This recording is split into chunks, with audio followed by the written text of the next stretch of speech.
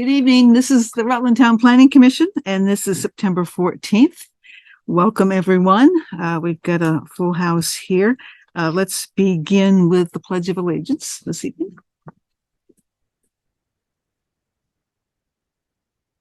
I pledge allegiance to the flag of the United States of America and to the republic for which it stands, one nation, under God, indivisible, with liberty and justice for all. Okay, we have with us tonight Jerry Stearns, Sherman Hunter, Annie Kane, and Dana Peterson. We've got Howard Burgess and Norm Cohen and myself, and everyone's a voting member this evening, as it stands right now. First on the agenda tonight is approval of the agenda. I move we approve the agenda. Second. Seconds. Could we add the minutes got dropped off because I used the same template I used for the special meeting. So could we add the minutes? And there should be copies on your desks if you haven't seen them yet from August 3rd and the 17th. We actually, I think, need to review at some point, I guess the next meeting, the minutes for July 13th. But let's go with the 3rd and the 17th this evening.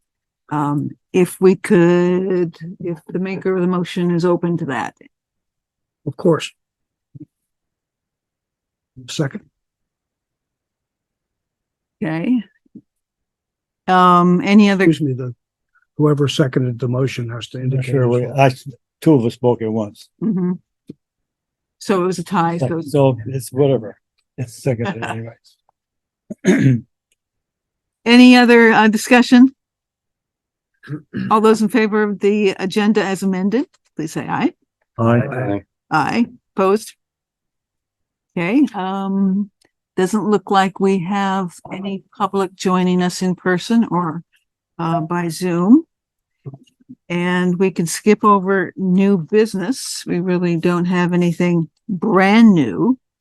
But if we go down to old business, there's some news on that. I did contact Kevin Brown, the town attorney, about the select board's request that we look into adding something about long-term rentals, not adding it to the short-term rental ordinance, a separate ordinance. That is not possible because it's not allowed by the state.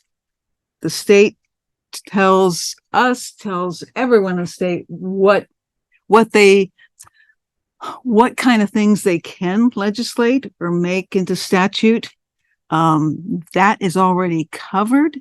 So it would be, we have no authority to regulate long-term rentals.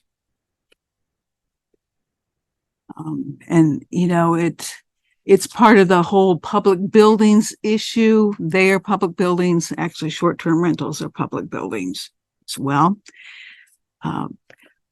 So that's that. The select board hasn't moved on any of this yet. We haven't even discussed what Kevin has said. The introduction, or what was that? What's the background? What's that? Purpose. Yeah, that hasn't been rewritten either. Remember, the select board talked about consolidating some of the things in there. Mm-hmm. And our attorney's opinion about there was a request to make section 7 with the fines and the court appearances more clear. And he asked to wait on that until we had better direction on where the ordinance was going. He said, why, I don't feel right spending the time giving you some advice on that. until, Until the select board has made a decision about the direction. Is that correct? The select board. It's not on us. It's the select board. yeah. And, you know, it's now a little more complicated than an up or down vote. Right. It's like, you know, at least several of the members really wanted to do something different with this ordinance with a long-term rental. So I'm not quite sure where they're going to go. They met, Tuesday night and they weren't prepared to do anything. So, yeah, Norm. Are they aware of Kevin? Have they received Kevin's opinion? Kevin was going to write a memo to the select board. I don't know if he's done that yet. I think he's had some conversations with the chair.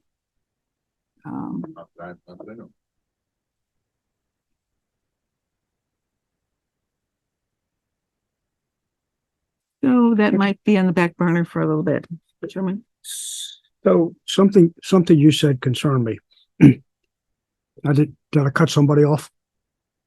You're good. Did I cut somebody off when I just? Yes, Sherman, he's over it already. I'm sorry. That's okay. Finish. Finish. Okay.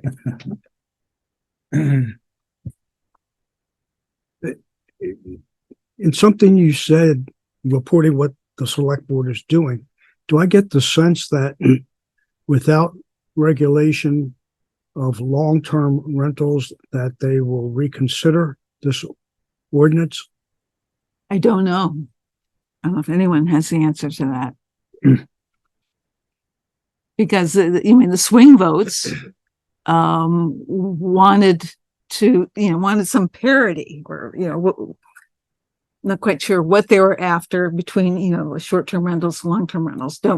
Don't do something, to short-term rental operators that we're not already doing or just get everything down on paper, but we can't even touch it, the long-term rentals. No, when you said something was forthcoming, it did occur to me that it was because they are public buildings, given their size and number of residents and that kind of thing, and that is regulated by the state. And, Kevin keeps saying, and legislature recognizes that in many cases, short-term rentals are public buildings too. But they aren't anywhere in statute. So it passed, I think about 5 years ago, was his guess, the authority for municipalities to write some regulations concerning short-term rentals. So that's the authority that we have, that we don't have the long-term rentals. There's specific statute that says towns can do that. With all that, we don't have anything going at the moment. We don't know if, it'd be another year before we can really see something coming together. The original hopes were to get something started, and it's not getting started. It's Right. not getting started in time to get it in for this year anyways. For the ski season or, that's looking a little problematic. Yeah. So we'll see. I'll stay on top of it. Oh, yes, right. So just based on what you said, it sounds like there is some state statute that covers long-term rentals. Maybe not the way we want it, but addresses it and covers it. Is that? Well, You didn't say yeah, I that, mean, but- it's probably mixed in with a couple different divisions and departments of the state that have responsibility over that. So if it's laid out, it's already laid out. What those rentals need to do. So is there anything that is done at the local level to see that the landlords are adhering to those policies or those statutes? There probably is. I don't know right offhand. Oh, there is. Well, I mean, just the way you said it was that we can't do anything because there are already statutes. And what I guess what I was trying to say is there are already statutes that covers this, and here they are, and here's where they are, and here's what's being done about it. And we haven't been able to do that. Mhm. I mean, I would like, if I was going to respond, I would rather say, here's what's being done. And I mean, here's what the state has there, and Mhm. at least point to it. And it sounds like it's not well defined under this heading of long-term rentals. It just falls into different areas. Well, I'm not sure. I mean, I think those operators of long-term rentals know where to go to find. The health officer is kind of the point of contact for tenants. So this has happened, if people have issues as a tenant and they contact the health officer who does some of the investigations, and but it's the health officer and the health department are the ones that basically do the enforcement. So is that's not limited to long-term rentals, though, is it? That's what they're for, yeah. Only for, Yeah, they don't do. I mean, it's never been, there's no one's ever come to us and say, hey, I have a short-term rental, because they're usually only there for a few days. So they're, it's the tenants have an issue with heating doesn't work and things like that. So that's where those issues are. Yeah. And if you're really interested, Hunter, I mean, I can ask Kevin to pull all that together. my guess is that's going to be the question that comes back to us from the select board.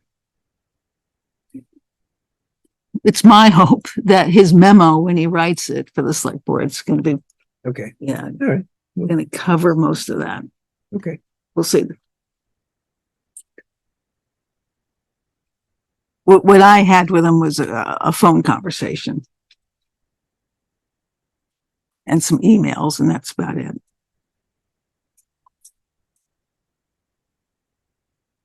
Okay, we'll stay on top of that. Good comments. Next on the agenda, Norm asked for this refresher on the river corridors. So we're talking about segueing. This will be our next project. Putting together some river corridor and flood regulations. The ones that the town has now are outdated. There's going to be new FEMA maps coming out in the next 4 or 5 years, it looks like. And so there'll be some implications if we don't do anything. There will be implications to people who have national flood insurance right now, whether they can renew it or whether they can get new policies. And of course, that's subsidized by the federal government. And then, there's a number of reasons, which we'll go through. I've got a little bit of a PowerPoint here. Other financial reasons to do the river corridor part. So the new FEMA maps, that's playing out right now. There's nothing to see yet. But we'll stay on top of that. And Kyle Madash, who was here before from the DEC, who's still quite busy with flooding from July, will help us stay on top of that, as well as the river corridors. Tonight, I just wanted to go back and just go over what river corridors are and what an ordinance of that kind is trying to do. Host disabled participant screen sharing. Host. Disable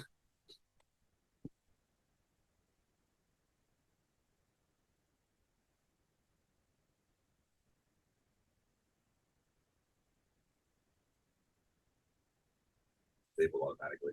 Go there now.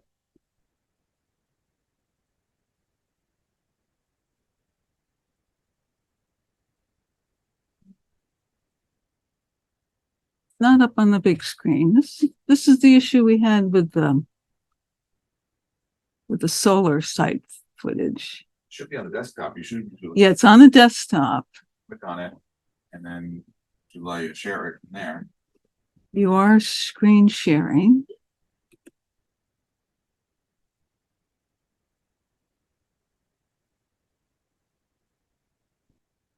So, I don't know. So, yeah, this is the same issue.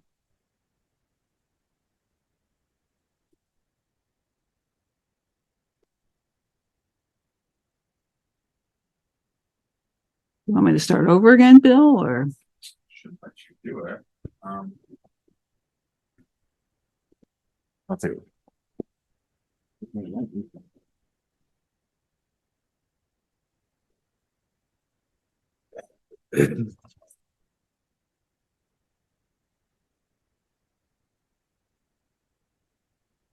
There you go.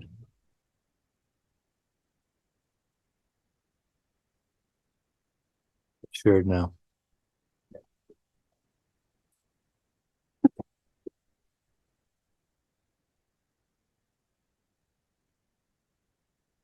Oh. Our meeting. So we've got, what's out there that, is mapped and, can be regulated now are special flood hazard areas. The river channel is in the middle there in the blue. And then what we're looking at is adding river corridors. And they, they protect what is needed by the river, the room there, and the floodplain functions. And this term is often frequently used with river corridors is there's no adverse impact to what's being done. So you can see they overlap. The river corridor can overlap with a special flood hazard area, or it can, extend beyond it or not as far as a special flood area. And so we'll go over why that is. Here's just a shot from Tropical Storm Irene and the Otter Creek. And the floodplain access is, you can see the river in the foreground, half hidden by the graphic.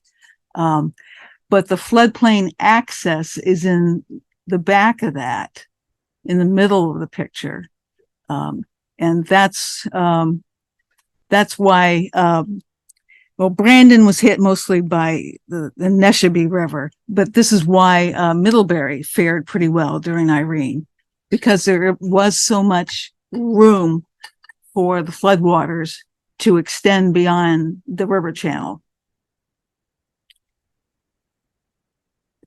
It's a little outdated, but all of those dots are public assistance projects through, not sure when this started, but I think this is mostly Tropical Storm Irene through October 2013. So you can see it's happening. That picture is Killington. Yes, right. So, these disasters are happening all over the state, and probably a map now would be almost solid with some of the weather we've had. So here's the financial advantage of doing river corridors.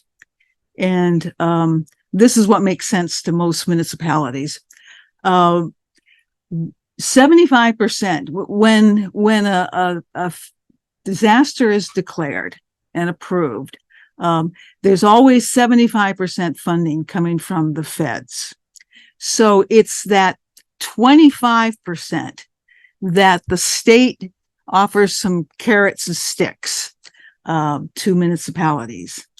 If you go start on the left-hand side, so the local is the orange color. If you've done no, what it calls measures that it's looking for, the local share would be 17.5%. And throughout this graphic, it's using a $1 million recovery project as a reference. So out of that $1 million, a municipality would have to come up with $175,000. In the middle one, that's where a town joins NFIP, has a local emergency operations plan, local hazard mitigation plan, and road and bridge standards. Most towns do this, and Rutland Town does this. So its local share goes down to 12.5%. With the addition on the right-hand side of river corridor protections to those standards I just mentioned, it could go down to 7.5%. And the share out of $1 million would be $75,000. So that's the financial incentive of river corridors. And this is, this is be hard to see. This is just from a state website, and it's Rutland Town. Our rate is 12.5%. We've got everything but river corridors listed there. And we've got 30 structures in the special flood hazard area. That's just some general information they put up to keep track of who has what, and they do this for every community. So to get that extra ERAF benefit, the river corridors, they have some recommended standards, and they also include small streams and a 50-foot minimum setback from these small streams. And the map we have shows both the river corridor and the small streams. I'm going to get a better map for us to work with. The structures on there are just itty bitty dots. So, and then they're color coded, and you cannot tell what color they are because they're so small. Yeah. So we'll have a better map to work with there. And then we're looking at for river corridors, and probably the new FEMA mapping, including no new structures or fill in the special flood hazard area. This is a project that VPR did a few years back after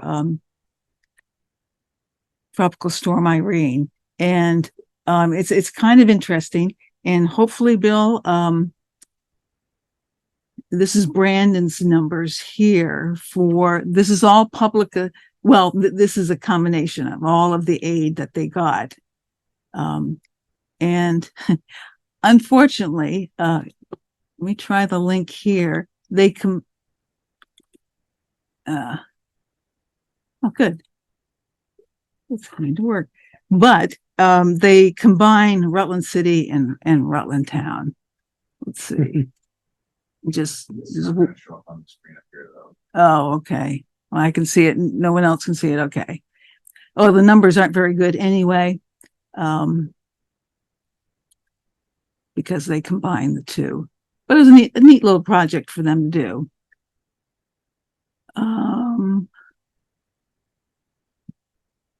Get back.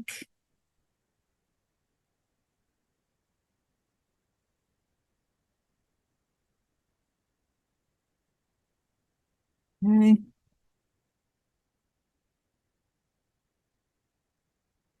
And these figures aren't the most up to date, but in the pie chart there on the right, disaster damage in Vermont from 2003 to 2008, 95% of it was for declared public disaster losses. And that's what we're talking about with this river corridor and the financial incentive. And there's a familiar picture on the left-hand side of Route 4. Yep. So floodplains and river corridors, they provide water quality, floodwater storage, like we saw in the Otter Creek, wildlife habitat, beauty, recreation, community identity, and public safety. What has happened in the past is that there's been this cycle of what people have been doing in and around floodwaters. There's a flood, there's injuries and property damage, and you follow the arrows. And so there's a reaction to that. There's fill brought in, there's berms put up, there's dredging, there's armoring with rocks. And so the result is there's less room for the channel to adjust. And actually you lose floodplain functions. And that means a lot of infrastructure is at an even higher risk. And, you know, that's what we have been doing. You know, that's been our pattern in dealing with floods. So why protect the river corridor? Excuse me. Yeah, Barbara, sorry. Just a quick question. If you go back to the last slide. We're talking about a cycle. It's pretty clearly indicated on the title up there that the purpose then behind this approach is to refrain from building anywhere that would go in the river corridor, thereby reducing the property damage that could result as the river or stream flows out of its banks. So what the whole purpose behind this initiative is, one, create awareness, two, create a sense of urgency, and three, to ask for community buy-in so that the whole community can accept these standards to protect individual homeowners as well as the town collective in terms of the risk, the financial risk that they would bear. Is that correct? Yeah, for the most part. And then, you know, the devil's always in the details. Sure. So what would be restricted, it varies. And it's not an outright, Understood, but- not an outright ban. Exactly, but it gives like setbacks. I mean, it's the same. There are guidelines in terms of how far you can build. That's the only restriction on individual homeowners' rights, so to speak. Yeah, well, we'll see, maybe a couple other examples of where you can build even with a river corridor. Right. I'm just saying that some of the feedback that we heard was that they didn't want people telling them.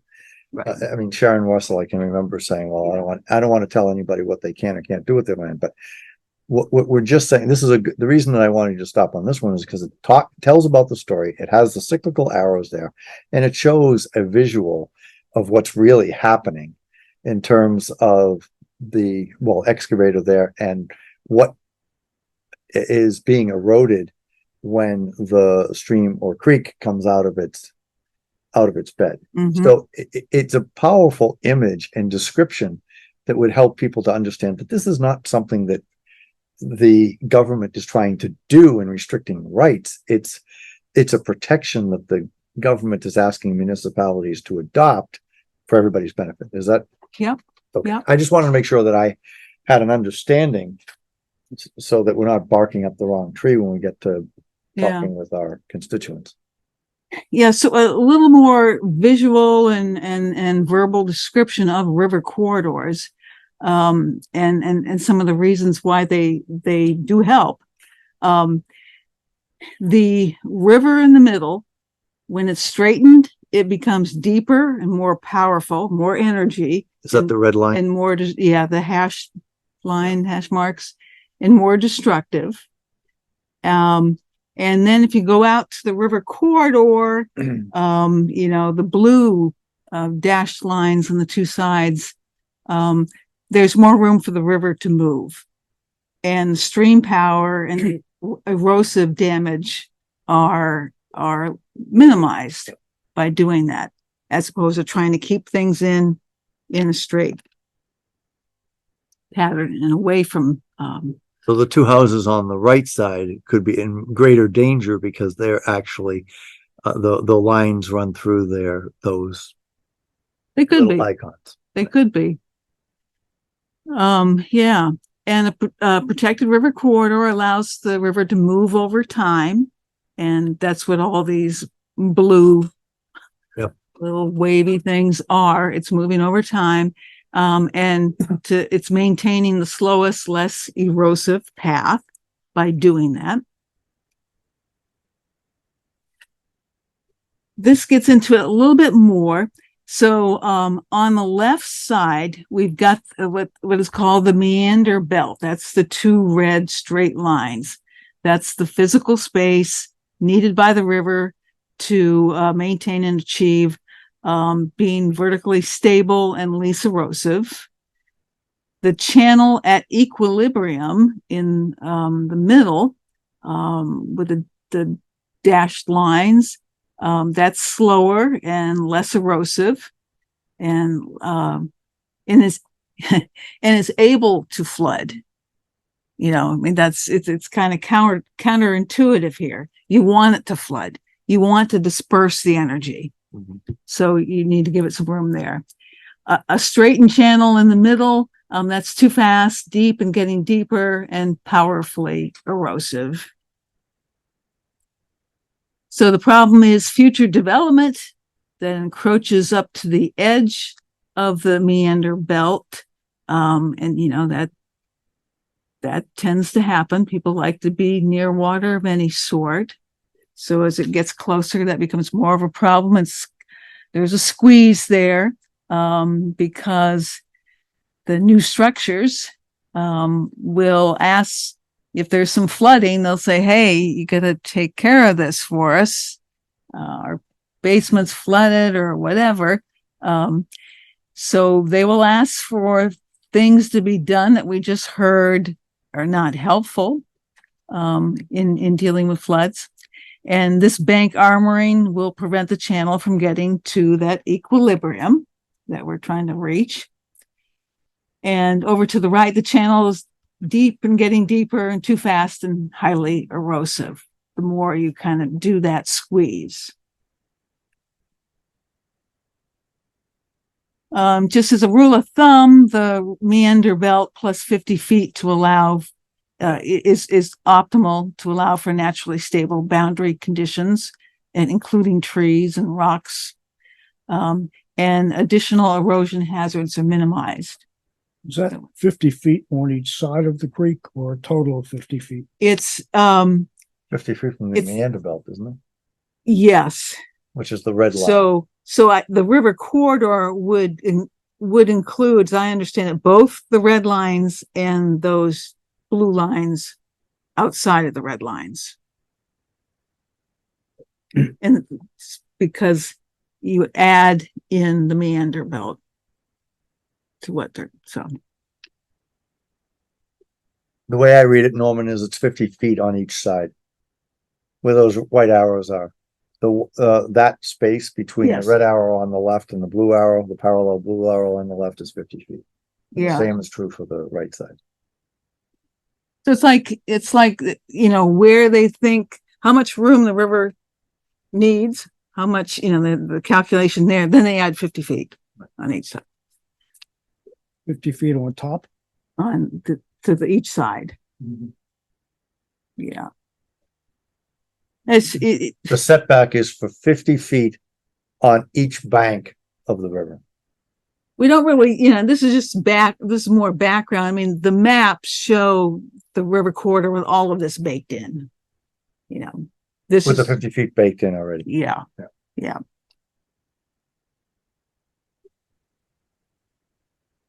So here's the no adverse impact. Keep what works, protect the room remaining for rivers and their floodplain functions. And so no adverse impact also means don't cause damage to others, address the known hazards, protect people and investments already at risk, reduce public and private losses, and align with statewide flood resilience standards. That's a great slide too. No adverse impact for the special flood hazard area. You know, maintain that ability of floodplains to function, and no net fill. So when fill is brought into a site, That's not a good thing because that cuts into what the river can do naturally. So this no net fill, which is part of the no adverse impact, is that an equal amount of soil will be removed from that same site. So that's what that means. And also in the regulations, the state preferred regulations, the lowest floor should be at least 2 feet above the base flood, and that's in the special flood hazard area. We already have some regulations on that, but they are old, and the state has come up with a lot of other things it thinks will be helpful to add. No adverse impact in river corridors is protecting that room for the rivers and their functions. And don't build closer to the river than what's already there. So that would be a pretty key part of a river corridor regulation that we'd come up with. And this is going to be nearly impossible to see, but there's 2 ways that they will allow new structures in a river corridor. I think it might be easier to start on the right with the infill. So you've got an existing building in the river corridor, and if you go no more than 300 feet from that and then back to the river corridor boundary, which is on top there with kind of the waves, that is allowed. That infill area development is allowed. And on the left, there's this development called shadow area, where if you've got an existing primary structure or below ground utility or septic, there is also an acceptable area for putting in buildings, and that's going out no more than 50 feet and then back to the river corridor.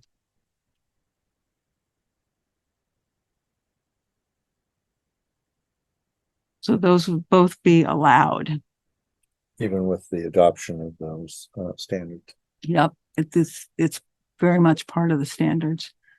This is a little outdated, this number, I think, but this is a map of the ones that are lighter colored have some bylaws for river corridors or no adverse impact. Which are special in flood compliance hazard. with this with this recommendation. And so that would qualify them for the reduced contribution in a disaster recovery, right? Those that have this is a Yeah. combination, but those that have the river corridor functions, which I don't have the legend here. There's 2 different colors in there. There's a yellow and there's a pink. But the 89 communities listed, those are the ones that are in compliance who would qualify for that status, correct? Yeah. Okay. I'm thinking the yellow is river corridors, and that's really outdated because we have like 7 communities in the Rutland County that have river corridor protections now. So this map is. That would be important to also include in any presentation to the public, the number of communities that have already adopted these in Rutland County to give a comparison, so that we're not just making this up on our own. Yeah.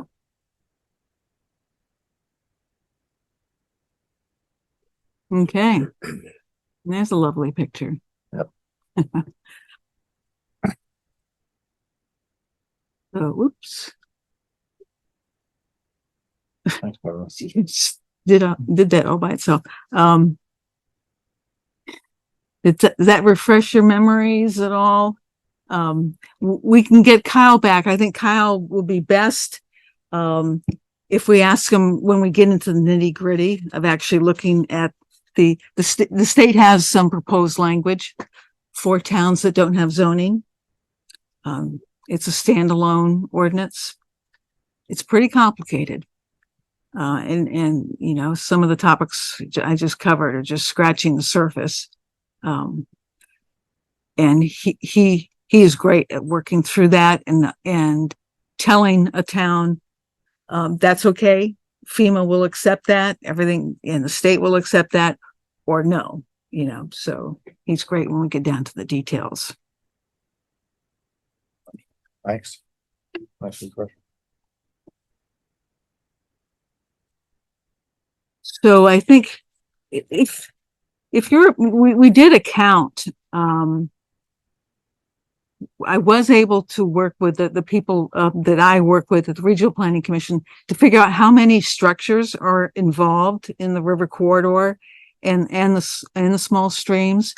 So there's 42 in the river corridor alone, but 42 properties, structures, 42 structures. yeah, Within the town, just within Rutland town. just within Rutland town, and I would say almost, well, there's some that are exempt. We can't do anything with, we can't say you can't do that to the state or the feds, like, GMP's hydro facility here, or, where VTrans is and DMV, they're definitely in the river corridor, if not the floodplain over there. So there's nothing we can do about that.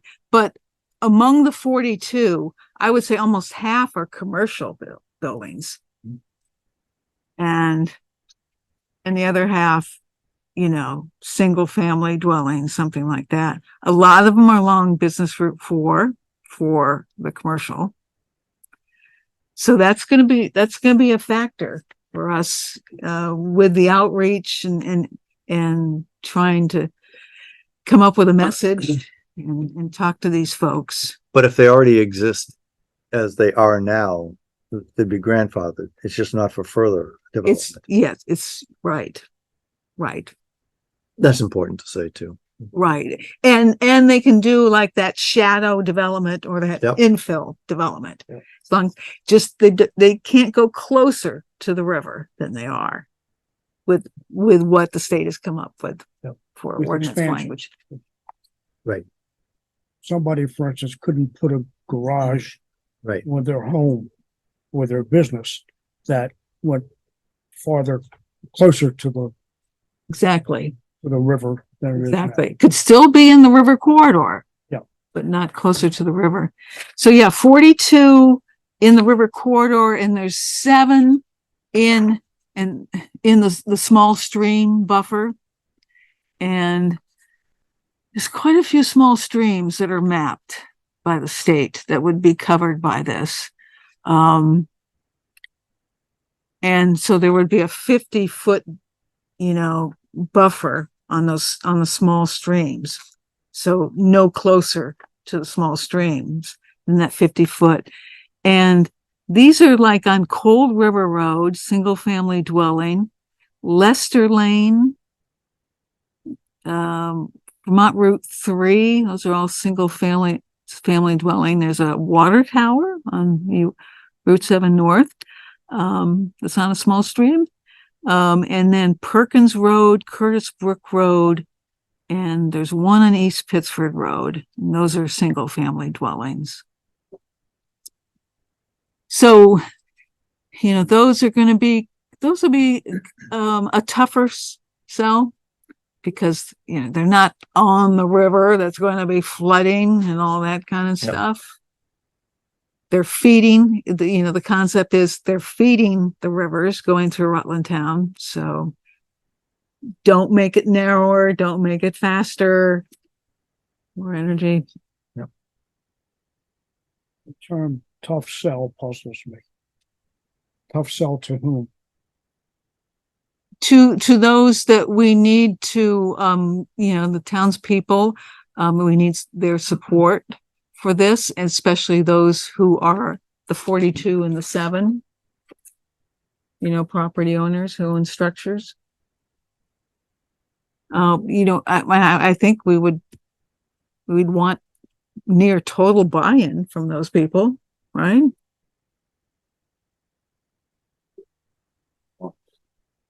Well, In a it's enough. sense, yes, but their properties are at risk.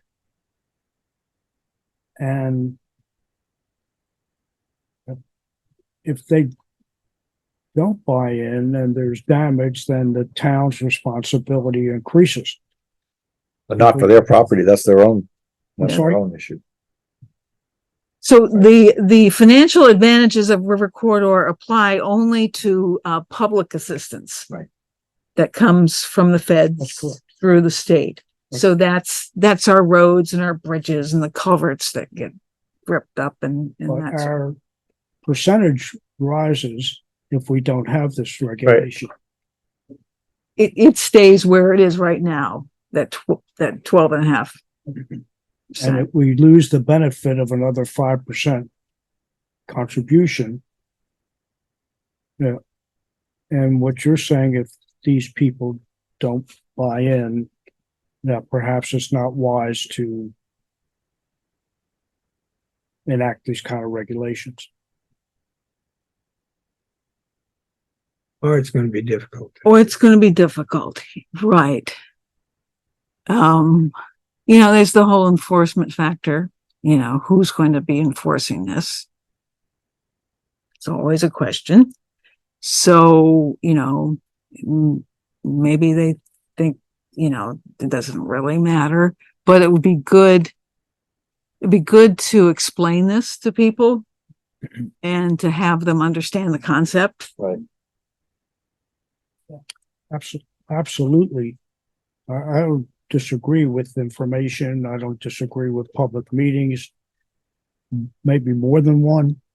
But in the end, do we have the responsibility to move forward on it, even though there is citizen opposition? And what I thought I heard you say was no. But We have the authority to move forward. What a lot of towns do that are considering a record or ordinances is, yes, they do public meetings to answer questions, but initially they send out letters and saying, you will be affected, and try to explain as much as they can in a letter. So the people are aware. So, Come to a meeting and hear more. half the people read the letter, fewer than half come to the meeting, but they have been informed. site visits, Site visits such as, going to an area where there are 4 or 5 and do a site visit and notify the people and yep, notify all 42 and say, we're going to meet here, and you'll get a better understanding of why and how and all that. I think. yeah, it's a possibility. I agree. It's got to be a carefully thought out informational and preparation process. Yeah, and I'm thinking maybe the next step, like for our next meeting, although the map guy at the Regional Planning Commission's busy, the next meeting or the meeting after that, we'll have a better map that visually shows us, not just a list like this, but visually shows us where these structures are. And we can cross-reference it with this and figure out, what those businesses are, who we need to talk to and that sort of thing. But I think just, maybe just gathering around the map with those structures clearly identified might give us some ideas on, how, Kyle's not going to help us with that. He can tell us what other towns can. He's really good about going through the language. And I'm not sure we're quite there yet. I think we kind of need to wrap our heads around who is this going to affect and what might be the best campaign or, education we can do. Provided everyone's on board. A 50-foot corridor could be a significant amount of someone's total property. I mean, it could be a lot. Yeah. There's some properties up there, some structures that are already in the river corridor. Yeah. And really close to like East Creek and And Otter Creek, if you think right just across from the old College of St. Joe's, stuff that's on the other side of the street. That's, I mean, this is not a lot of room behind those houses. Right, but if the house, if the house already exists, it's not gonna apply to them. It's just for any future structure that would, But to do anything else, it means they can't do anything else. well, yeah, if their property is that limited anyway, there's very little they could probably do with it. I think it's I think hang on. That's what I say. Yeah. There's gonna be a lot of really, really angry people. You thought angry people came about the ordinance, you wait. Because I mean, I think if any one of us sat here and said, our home's in the river corridor, and we even thought, geez, I was gonna build a nice shed there. And we all of a sudden sat here and said, but you can't do that anymore. I think we'd all have a different tune. So I think it's gonna be a hard pill to swallow. And especially businesses who maybe thrive on the fact that they could expand. Or potentially thrive because they could expand. And we're gonna tell them that they really can't do that in the river corridor. They can only do it this side, but there's no logical place to do it that side. I just think we got a hell of a battle, but We may, so what we should probably do is just get a map of all of the properties, see what the river corridor effect would be, and sure. then look at how much resistance there might possibly be. Yeah, we might Because- need, maybe separate meetings. Yeah. Yep. Businesses and Yeah. versus. the But I think residential. what we need to do is either dedicate a work session for one of our meetings or set aside a separate work session where we actually look at that. Maybe it's just a separate work session where we just look at that, look at a map, look at the properties that are identified, the 42 and 7, and then say, what does it look like the impact would be on this property? Okay, they're in the river corridor here, but they have this, and this where they could expand if they wanted, which would be very logical. But again, as you see why people are saying, and they came in and they complained about control. Yeah. Essentially what you're saying is the town's going to control what they can do on their own property. And I'm not saying that I'm against it Yeah. at all. I'm just saying, I think we've got a hell of a battle, Pushback, yeah. a lot of pushback. I think. Are there any mitigating factors for elevation? Yes. There are. Yeah, Okay. especially, there's the one that's new for special flood hazard areas. That's part of the river corridor language, the new river corridor language, which is, new structures in the special flood hazard area need to be the 2 feet above the flooding level. Well, you know what I'm saying? I mean, you can be 50 feet from a riverbank that has a very shallow slope. Right.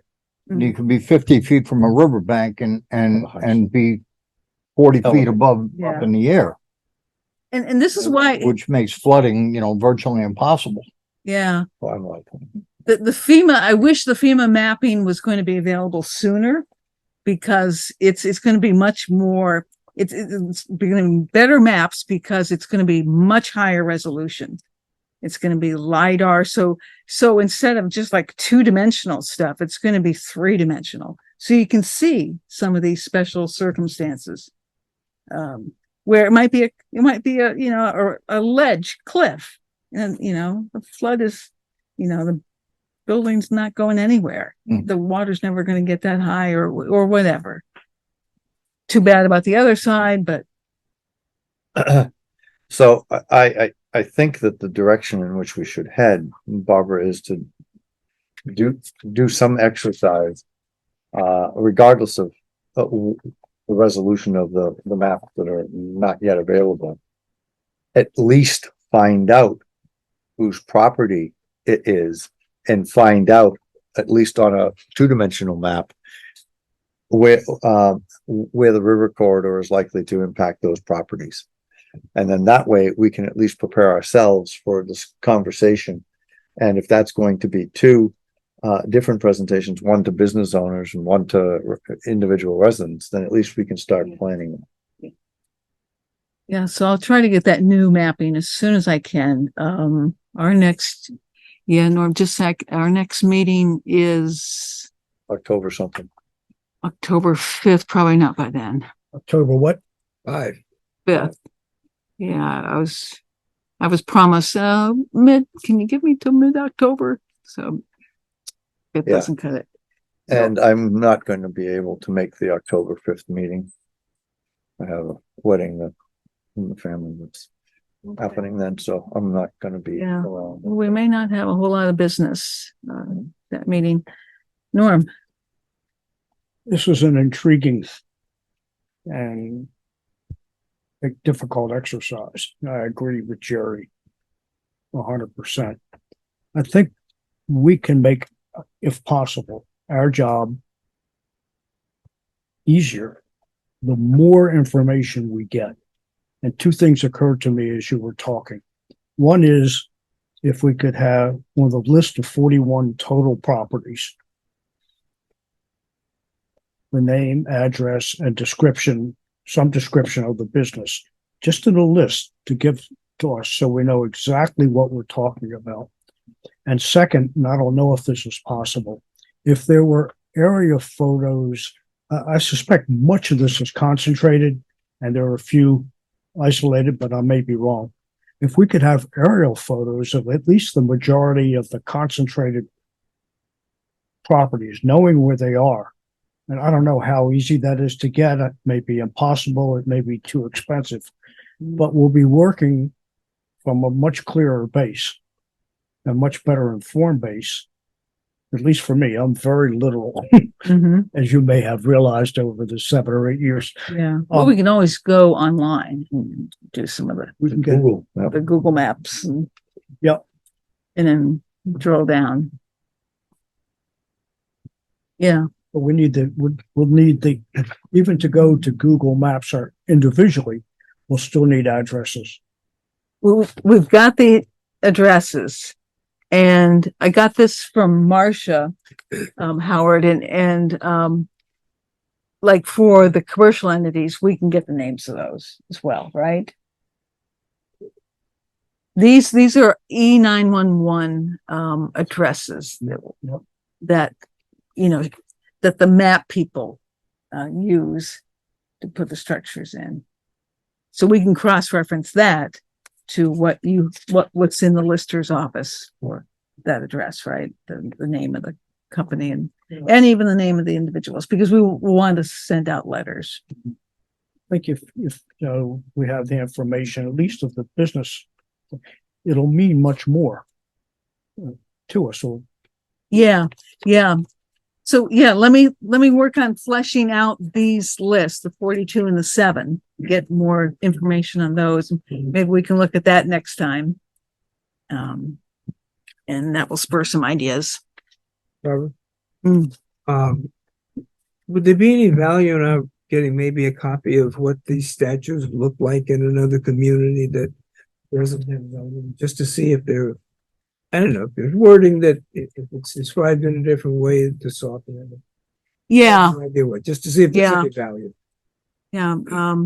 Mel Holly just did it earlier this year. So good yeah. suggestion. And they changed a few things with Kyle's help.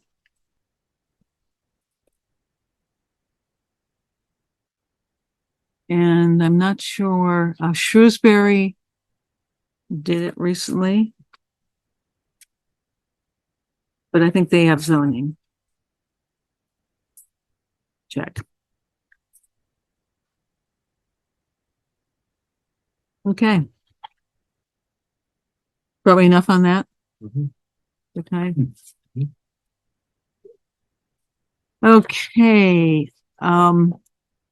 So moving down to announcements and news, there's going to be another meeting with the owners of the Cortina. And this is the 21st, which is next Thursday at 5:30 if anyone wants to attend. That'll be right here. A couple things on the agenda, but the first one is to meet with the owners again. And the select board met with them The 19th, the 21st. 21st, sorry. Yeah. Is that a special select board meeting or what is it? Yes. Yes. Individual meeting. And the select board met with them before their meeting on Tuesday night for a half hour or so. And just came away with more questions. So, and I'm not entirely happy with the answers that they were getting. The whole thing is under litigation, and I assume that's Act 250. Partly not. Okay.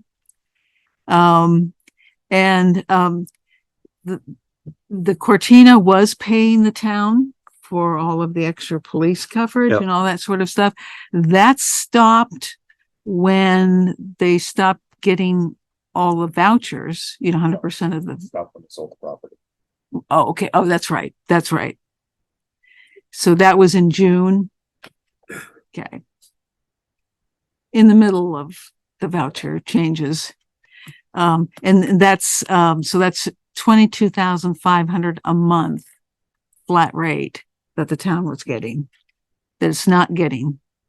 Why aren't they paying it? Because it was sold and they don't feel they should, or you're still working on how to go. It's in litigation.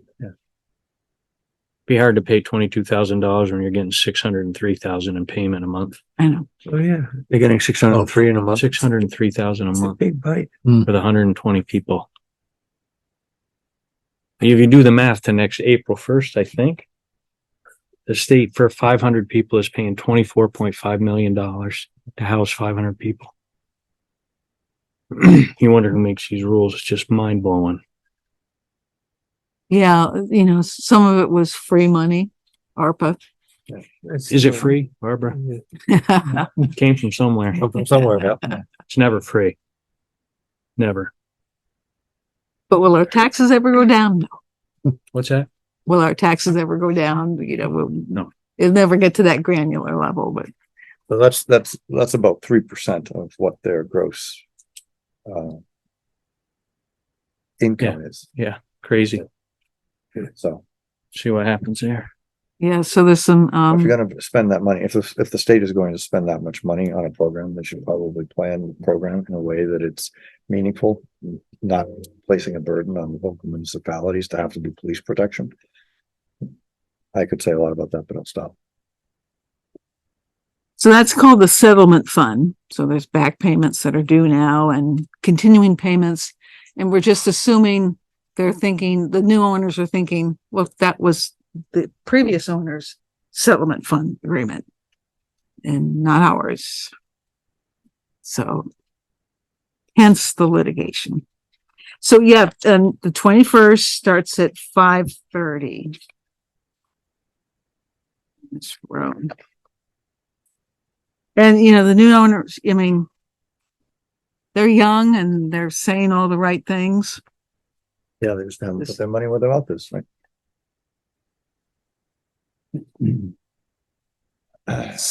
So, a couple other things that have come across the transom.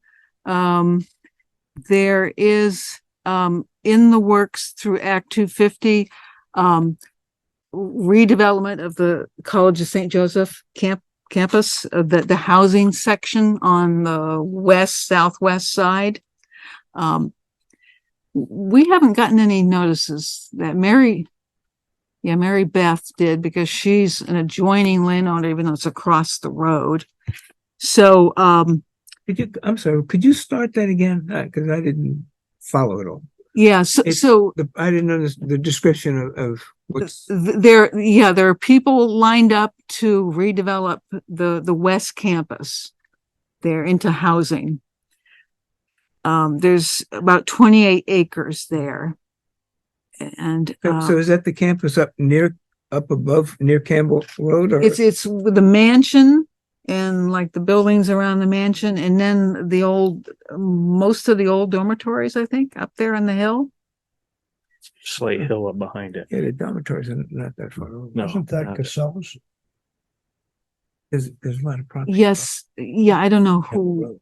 Oh, Heritage owns it now, Heritage Bank. I don't think the intention Let's is to, not is speculate. to redevelop, I believe, what's there. So they're looking for us to subdivide and use the buildings pretty much as is for housing.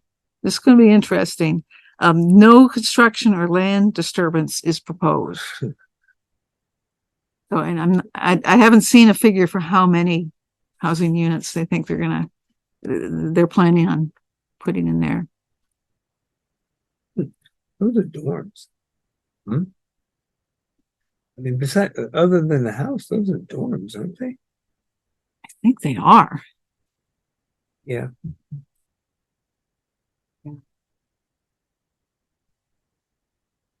No construction. That's what they're saying on Act 250. But because Rutland Town butts it. We we haven't should've done it. received anything. But Rutland Town residents are receiving all of the Act 250 correspondence, like Mary Beth. I thought it was a subdivision permit and not an Act 250 permit for the Castleton, for the College of St. Joe property. Going through Act 250. So I didn't read it right. Okay.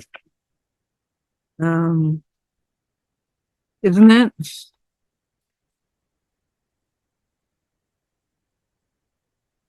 We'll send the permits. I didn't. You could be right, Norm. I just assumed all of this was. Well, there is Act 250, the Act 250 revised Act 250 application, the Act 250 application. So, Thought the Act 250 had off Main Street and the subdivision was just the division of this property. I thought yeah, I'm looking at the College of St. Joseph, so they've got, I think Act 50 is going to come into play in both of those projects. And Howard, you'd be glad to know they did change the address. Because that address was the ice company. On the corner of Park and Route 7, that's their address, 165 and South Main Street. So, yeah, there's always been some confusion. Yeah, out there, but it needed to be right, right. especially if somebody given their GPS was going to the site, they're just not going to get there. Going to bring them to the ice company. Good catch. And Bill, do you know, is that cleared Act 250, that project? Which project? The coffee, the Friendly's I haven't seen restaurant? anything on it yet. I don't know if they've even submitted it yet. They tore it down today. Did they? Friendly? I think aren't they working on it? Am I thinking of something different? That's What the did I car see? What did I, oh, the car wash. No, there's something tore down today. Fire station. Where did I see a building like missing that they were working on? Did that happen today? Oh, it's been down. Well, the last part of it been- came down Tuesday. It just see was tore down today.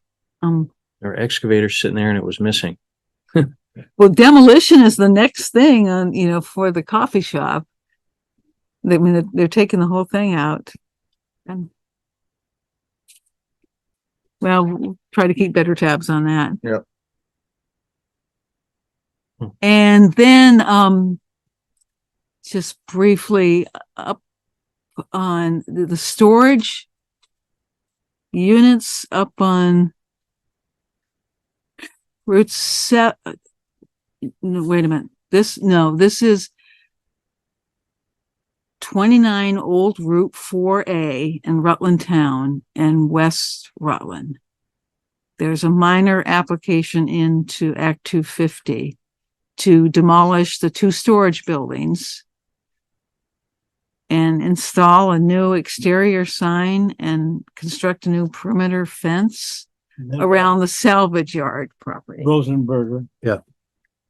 Oh, Bill, it's, I know where I was. it's, Copart now. Bought Rosenberg. It's Copart is that, yeah. It's right down here. So this is not storage units, just 2 storage. Yeah, fire station's gone. Yeah, that's what I saw. It's missing. And I was thinking, I saw a building gone with excavators sitting there. They are doing something around the old Friendlies though. There's some machinery. They're should be getting ready to, but yeah, And what's the construction schedule? for the fire station, a year. We should be back in a year. But it'll start. Oh, like they're starting like this week. Like they dug the slab up so they can start digging the foundation for the new building. So yeah, no, they want to have it poured. McKinley? They McKinley. want to have steel structure up before winter. So Yeah, it sounds like things are moving pretty quickly now, despite, you know, how things have been the last few years. 5 days behind the schedule already. So. We'll see. Well, that's the town administrator's viewpoint. To us, it's like, No. That's the construction schedule from the architect. okay, So where is the equipment being housed? A little here, a little there. Mostly at Northwood. yeah, mostly in the, the highway department Yeah. building. Oh, okay. If you go up to Northwood Park, you see all the highway trucks outside, it's because our trucks are inside, so, all good. Yeah.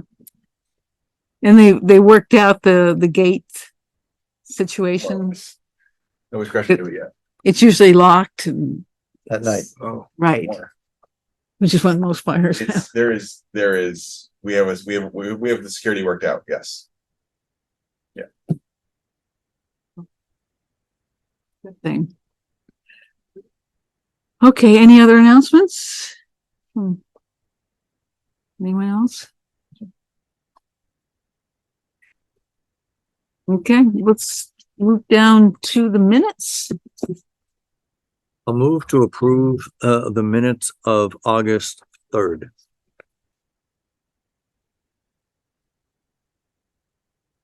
There's a second. I'll second. Okay. Sure. Sorry, do you do both or just one? You do I just both. want to do one because I think that there might be a discussion on it. I want to avoid the problem that happened last time with not enough people present, so that's why I chose to select one. Looks like everybody here.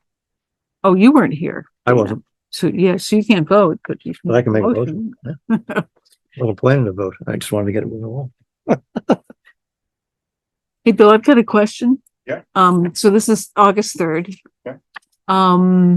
Second page, the Post Road Solar Project. Okay. So number 4, pilot calculation. Access. Oh. Right. Okay.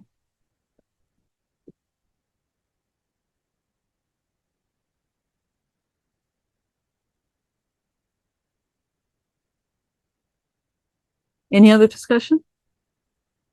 Questions?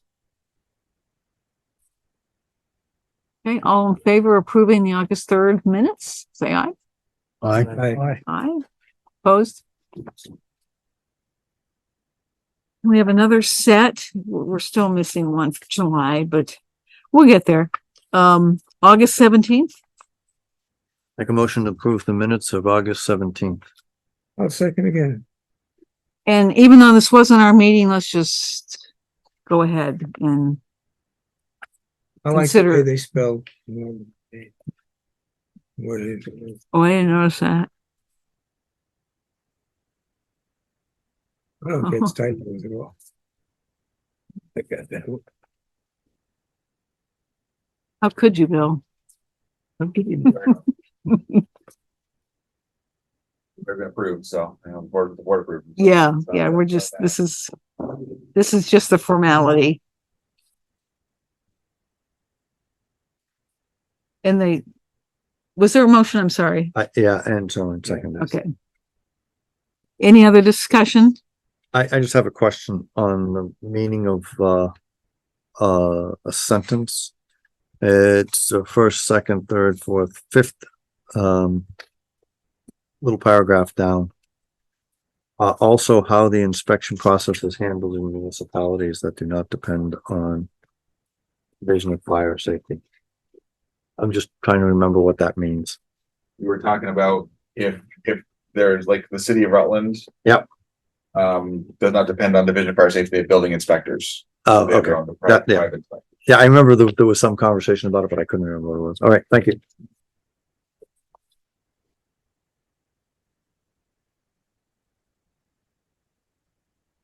Okay, any other discussion?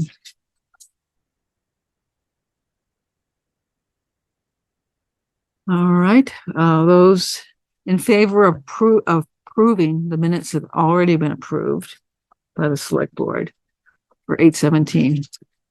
Say aye, please. Aye. Opposed? Okay, anything else to come before the group?